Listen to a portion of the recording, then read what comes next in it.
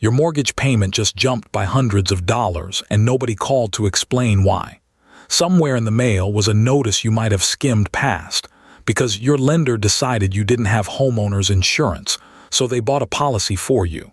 It's expensive, it protects them, not you, and they billed it straight to your escrow account. Here's the good news. Federal law hands you real leverage to make them stop and pay you back. So let's walk the whole thing. What this force-placed insurance actually is, why your escrow account is the trigger, the exact notice and proof timeline the law forces on your servicer, how to send your proof and demand a refund, the escrow fix you still need to check afterward, and when it's time to stop writing letters and call in the regulators. Let's define the thing you're actually fighting. When your mortgage is escrow-serviced, your servicer is supposed to keep your homeowner's policy current using money it collects from you every month. If their records show that policy lapsed or was canceled or simply never got confirmed, they don't just wait and hope. They go buy a policy of their own choosing on your house and hand you the bill. That's force-placed insurance, sometimes called lender-placed insurance, and here's the part that stings. It's written to protect the lender's investment in your home, full stop. It typically won't touch your furniture, your electronics, your jewelry, and it carries no liability coverage at all. So if a guest gets hurt on your property, this policy does nothing for you. You're paying real money for a policy that functionally isn't yours. Here's why the bill is so ugly. A voluntary homeowner's policy gets underwritten, the insurer inspects, checks your claims history, prices the actual risk. Force-placed insurers skip all of that.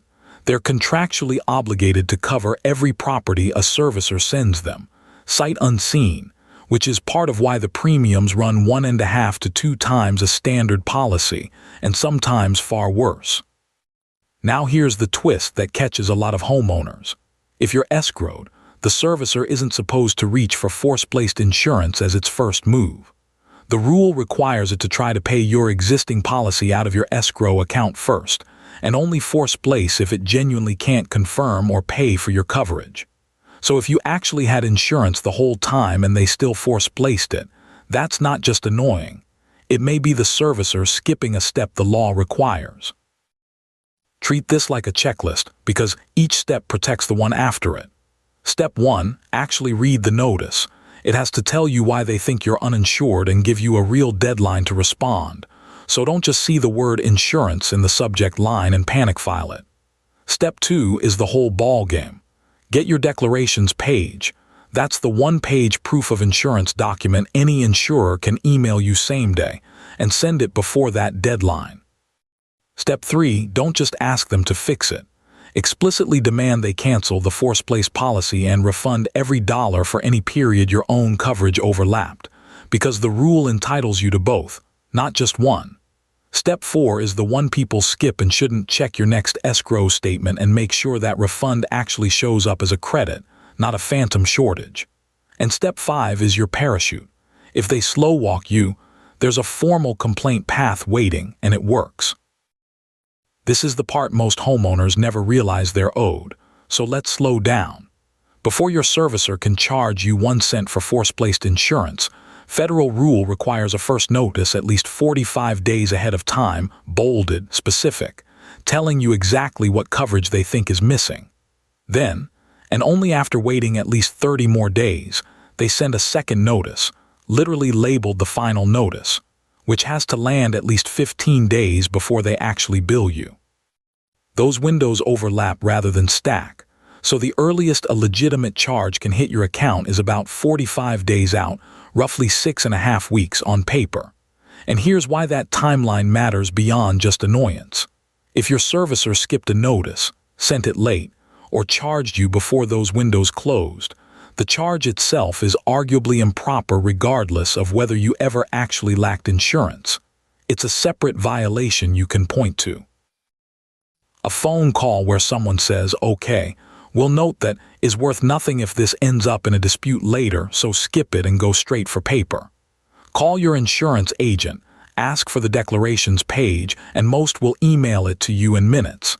It lists your coverage dates, the dwelling amount, your address, and the insurer's name, which is exactly what the rule requires a servicer to accept as evidence.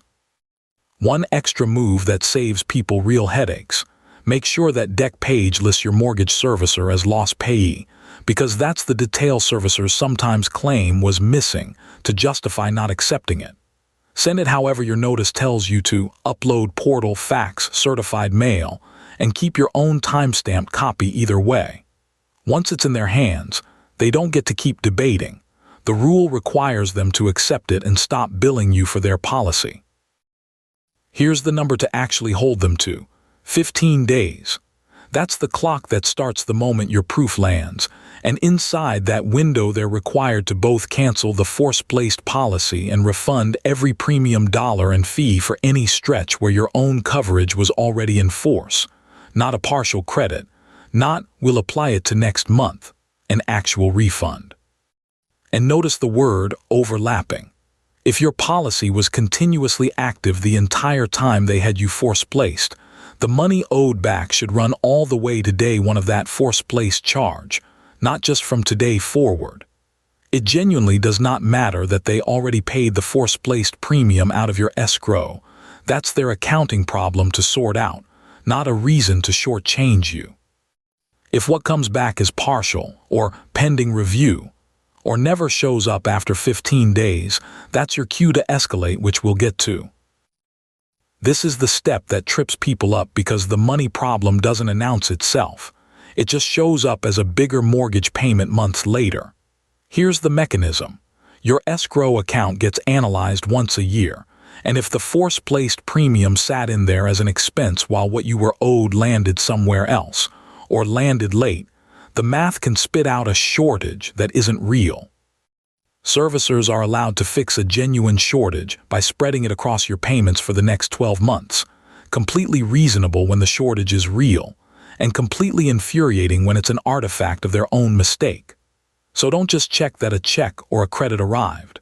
Pull your next annual escrow statement, or ask for one early, and confirm the force-placed charges and what came back both show up correctly in the account history. If the numbers don't reconcile, say so in writing before they reset your payment around a hole that shouldn't exist. Run your own situation down this table before you decide how hard to push. The left column is where real violations live.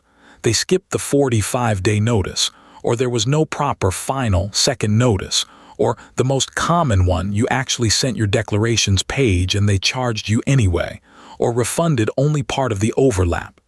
Any one of those is worth fighting, in writing, citing the specific rule. The right column is where a lot of homeowners quietly lose steam arguing a case they don't actually have.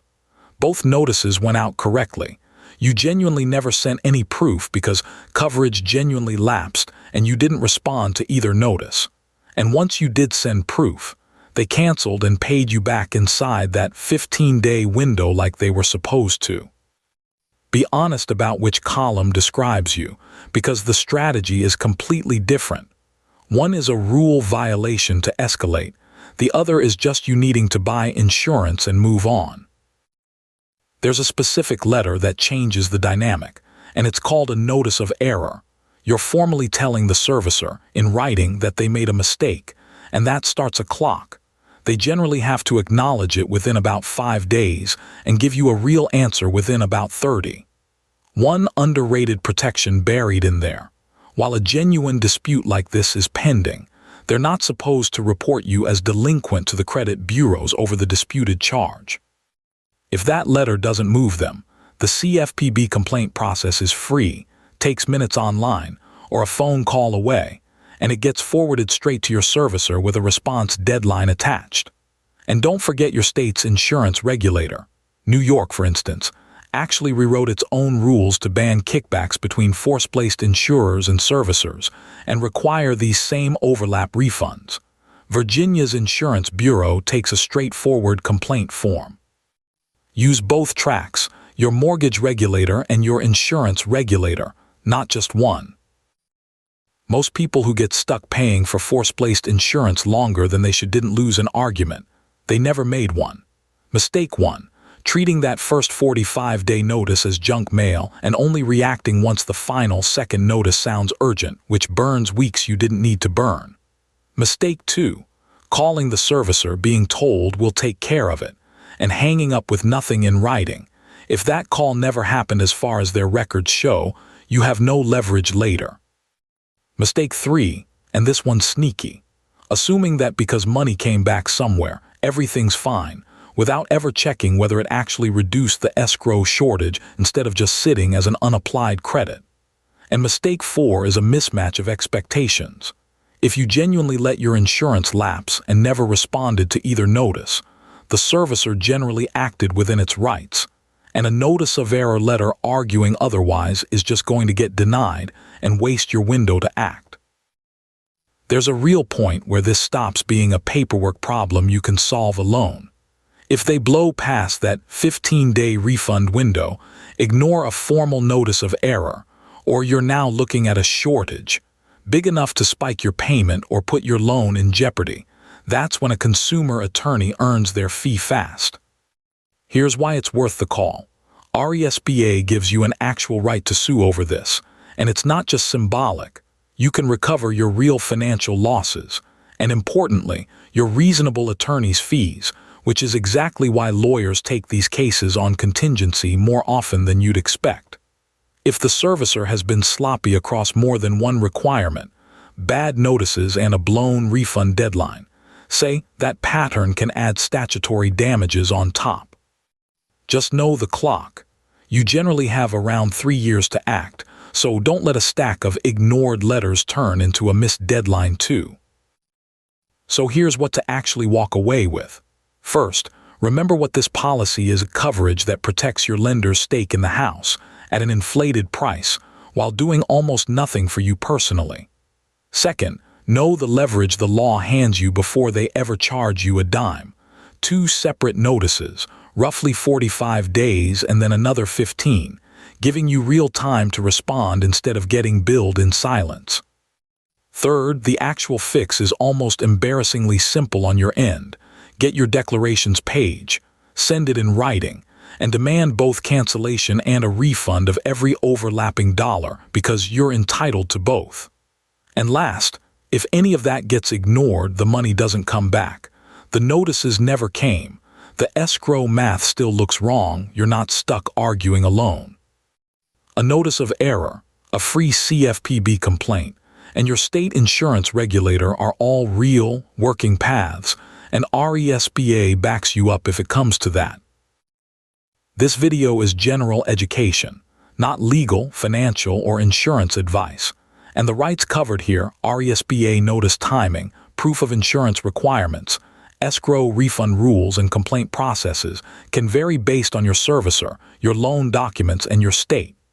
It was researched and produced with AI assistance, including script research, voice, and on-screen graphics, and reviewed by a human against the cited sources before publishing. Before you act, read your own notices in full, check your loan documents and your state's insurance rules, and if a refund is ignored, your escrow shortage is growing, or foreclosure enters the conversation, talk to a licensed attorney in your state. Subscribe. Homeowner Rights Explained breaks down one homeowner right every video.